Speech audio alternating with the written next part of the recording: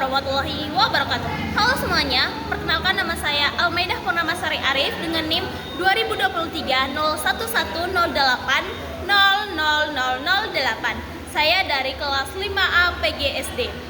Nah, pada kesempatan ini saya akan membahas tentang landasan lahirnya teori belajar.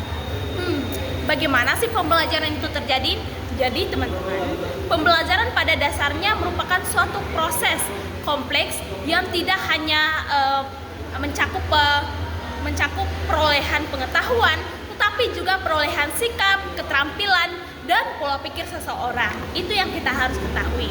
Nah, proses ini bersifat relatif permanen teman-teman, dan terjadi sebagai hasil interaksi individu dengan lingkungan. Jadi di sini ada beberapa menurut teori-teori yang tentang bagaimana pembelajaran itu terjadi. Yang pertama di sini adalah menurut teori behavioristik yang mengatakan bahwa pembelajaran terjadi melalui mekanisme penguatan dan pembiasaan. Jadi di sini menurut behavioristik ini dia itu mekanisme penguatan dan pembiasaan yang dilakukan seperti itu. Dan tokoh seperti Pavlov menekankan classical conditioning, sementara Skinner mengembangkan konsep operant. Jadi conditioning di mana perilaku diperkuat dan dilemahkan oleh konsekuensi yang mengikuti. Nah, perspektif ini sangat menekan pentingnya latihan, pengulangan, dan pemberian penghargaan dan hukuman untuk membentuk perilaku yang memberikan dimensi baru dalam memahami bagaimana pembelajaran itu berlangsung. Nah, sementara Piaget menjelaskan bahwa anak-anak mengembangkan pengetahuan melalui proses asimilasi. Asimilasi yaitu memasukkan informasi baru ke dalam struktur kognitif yang ada maksudnya. Dan akomodasi. Nah, di mana akomodasi ini lebih ke mengubah struktur kognitif agar sesuai dengan informasi yang baru. Seperti ada teori konstruktivisme atau konstruktivistik. Nah, menegaskan bahwa pengetahuan bukan suatu yang ditransfer begitu saja dari guru misalnya ke siswa, melainkan hasil dari konstruk aktif yang dilakukan individu. Jadi teori konstruktivisme ini lebih ke bagaimana cara siswa tersebut membangun sendiri rasa ingin tahunya dan lain sebagainya. Itu menurut teori konstruktivisme. Peran memori dalam belajar. Nah, memori ini merupakan aspek fundamental dalam proses belajar karena berfungsi sebagai sistem penyimpanan. Jadi memori ini adalah sebagai sistem penyimpanan informasi yang kita dapatkan, baik itu dari guru kita ataupun yang kita dapatkan ketika kita bermain atau pada saat kita berinteraksi dengan teman-teman. Nah, bagaimana sistem penyimpanan, pengolahan, dan pengambilan kembali informasi-informasi yang dipelajari. Nah, tanpa adanya memori, pembelajaran tidak akan dapat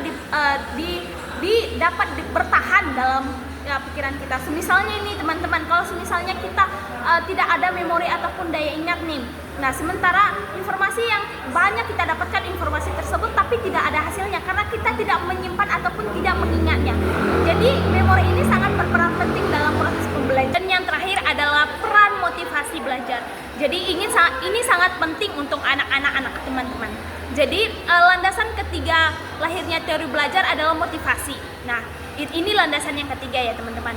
Motivasi ini merupakan kekuatan internal maupun eksternal yang mendorong seseorang untuk belajar gitu.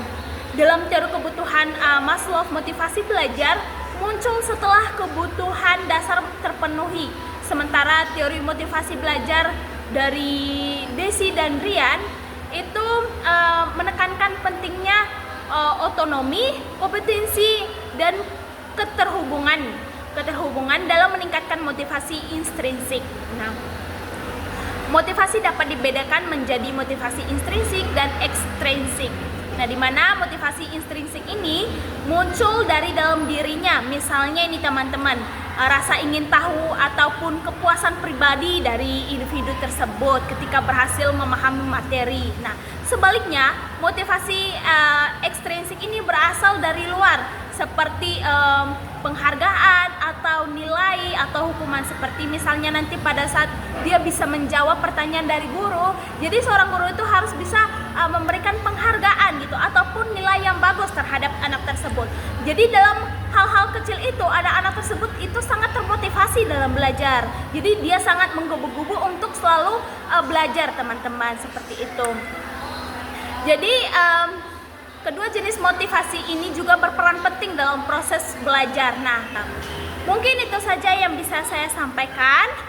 Lebih dan kurangnya saya mohon maaf. Saya atas nama Almaida Purnamasari Arif izin pamit undur diri. Sekian, wassalamualaikum warahmatullahi wabarakatuh.